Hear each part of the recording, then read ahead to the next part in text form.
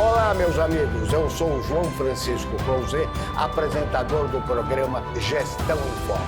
Acompanhem nossas entrevistas através das plataformas digitais. Nos acompanhe. Um grande abraço a todos. Olá, meus amigos, estamos aqui para iniciar mais um programa Gestão em Foco pela sua TV Relacionamento. E hoje nós temos a grata satisfação em entrevistar o Dr. Mário Lopes, psicanalista e especialista em gestão.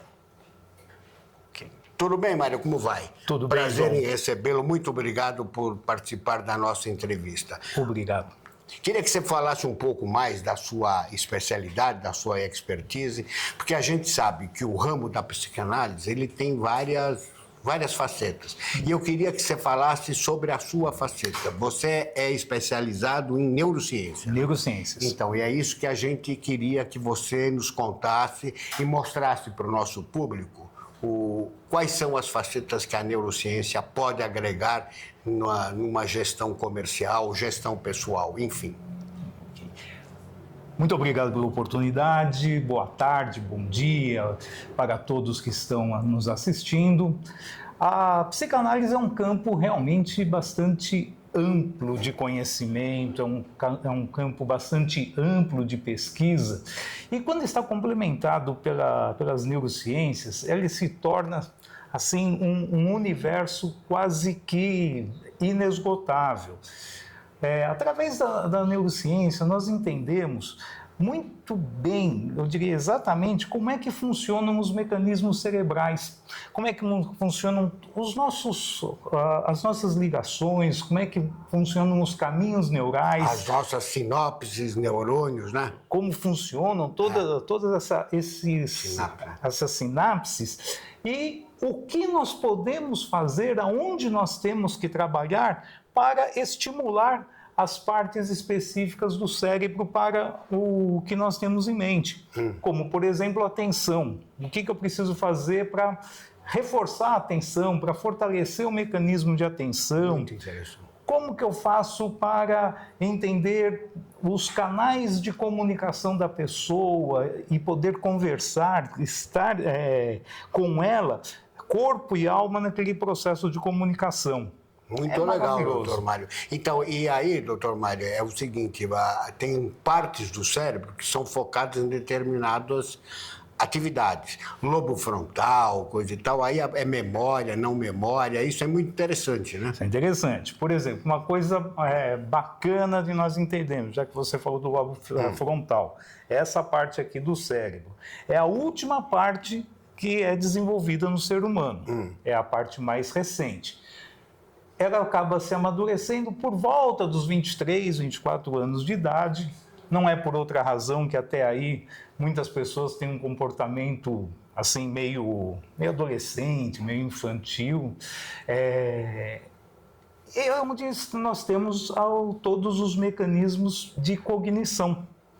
Então, entender como é que funciona, como que ele trabalha junto do sistema límbico, que é o nosso repositório, que é a nossa área emocional, faz com que a gente entenda que tipo de mensagem, por exemplo, nós vamos praticar com a pessoa, seja numa propaganda, seja numa conversa, numa reunião ou o que quer que seja. Interessante falar também o seguinte: essa parte frontal não é apenas a última que se desenvolve, é um privilégio do ser humano ter esse mecanismo de cognição. E ele foi conseguido, ele foi evoluído ao longo dos milhares e milhares e milhares de anos do processo evolutivo. Basta a gente entender que quando os nossos antepassados, quando os nossos ancestrais estavam ali nas savanas africanas, ainda estavam colhendo, ainda estavam descobrindo como que funcionam o fogo, as ferramentas, essa parte era inexistente na época.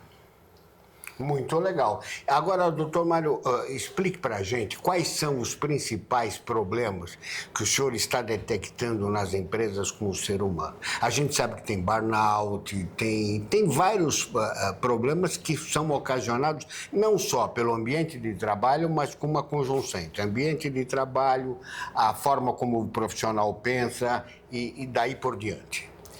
Nós estamos vivendo o que eu chamo de uma era de epidemia de saúde mental. Uma epidemia silenciosa, fatal, drástica, que vai consumindo as pessoas dia após dia, momento após momento, sem que ela perceba. Diferentemente de uma doença física, que você olha aqui, aqui tem um corte, está cicatrizando, desinchou, está inchando, enfim, dá uma dor, e que você pode tomar alguma providência quando ela está num processo inflamatório, por exemplo. A doença mental não dá esse alerta. Ela é silenciosa. Ela é silenciosa. Né? Então, como que você descobre, como que você entende que a pessoa está com alguma coisa assim diferente? Comportamento. Como é que essa pessoa se comportava habitualmente e como é que ela passou a se comportar agora? Quais são as atitudes que ela tinha e as atitudes que ela tem agora? Que gatilhos são esses? O que aconteceu para a pessoa, de repente, ficar irritada, sem motivo? O que aconteceu para a pessoa perder o sono sem nenhuma razão aparente? E assim por diante. Nós vivemos, dentro dessa epidemia, uma crise terrível de ansiedade. Quando eu falo ansiedade, todo mundo tem ansiedade, mas não é dessa ansiedade, eu estou falando da ansiedade crônica, da ansiedade que não permite que a pessoa viva o presente, que não viva o seu dia a dia. A ansiedade, ela tem a capacidade de fazer você sair do presente e ficar envolvido num futuro imaginário e que nem sempre ou raramente acontecerá da forma como o seu cérebro está projetando aquele futuro, fazendo com que você sofra todos os efeitos daquela situação por antecipação.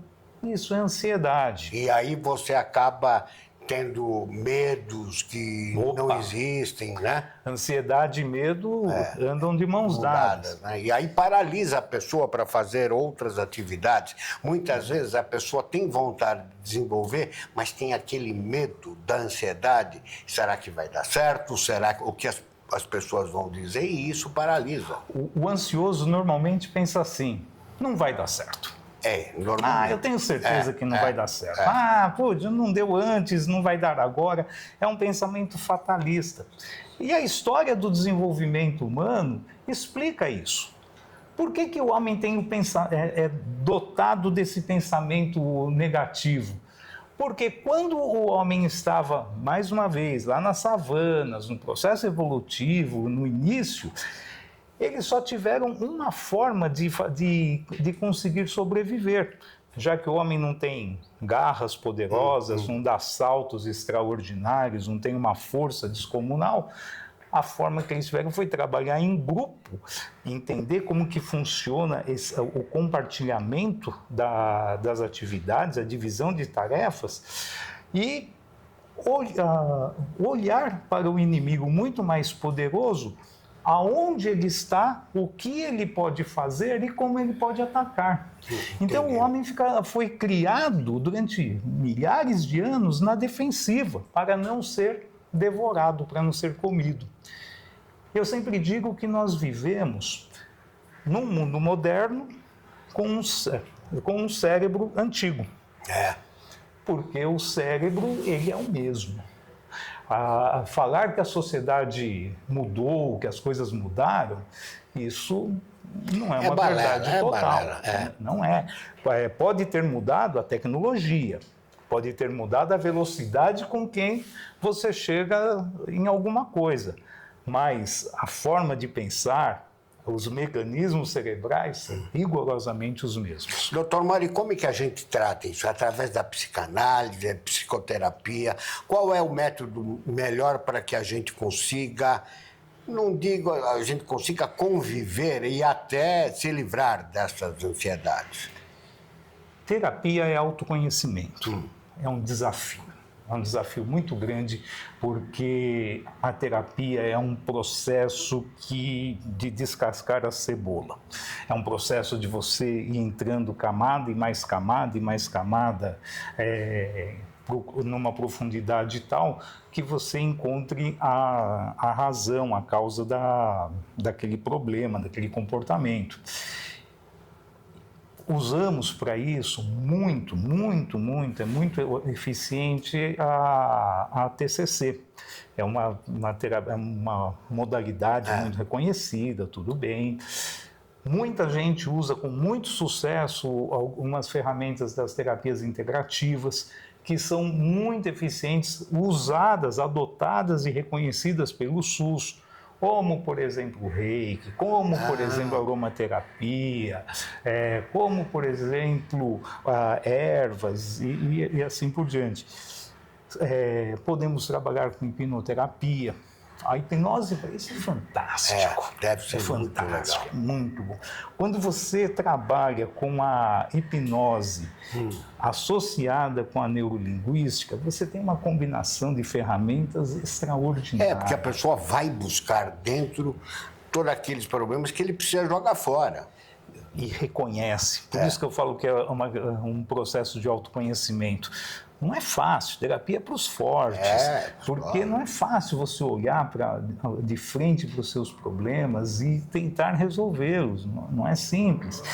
E a hipnose coloca você na frente dos seus problemas de uma forma um pouco mais branda, de uma forma um pouco mais amena, de uma forma um pouco mais palatável, não é?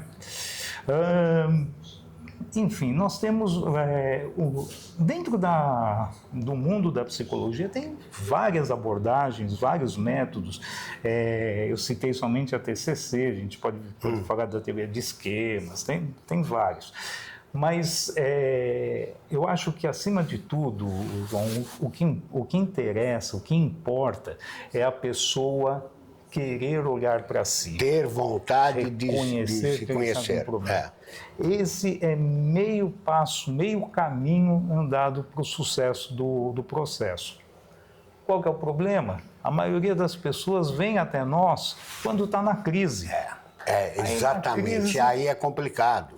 Demora mais. Demora, a ansiedade está alta. Ele quer que em uma sessão, 2 sessões, as coisas se resolvam. Não vai se resolver. Não é assim que funciona. Não vai. Então eu diria para você o seguinte: a saúde mental é o seu porto seguro. A mente é o que direciona os seus passos, os seus atos. Então, cuidar dela é garantir a sua qualidade de vida. Para cuidar dela, você tem que saber olhar para você. E olhar para você significa entender o seu comportamento e em que você mudou, em que você melhorou e o que você eventualmente piorou nos últimos tempos. Então, Mário, deixa os seus endereços virtuais, para que eu sei que tem muitas pessoas que vão estar altamente interessadas, não só em fazer consultas pessoais, como também o senhor faz palestras em empresas. Faço palestras. Então, gostaria que o senhor deixasse os seus endereços para que as pessoas o contatassem. Olha, o Instagram é @MárioLopesTerapeuta. @MárioLopesTerapeuta. O e-mail mario@aimagem.com.br. Esses são meus endereços. Então, internautas, só não se cuida quem não quer. Dr. Mário deixou os endereços e quem tiver problemas, por favor, contate-os. Um grande abraço e até o próximo programa.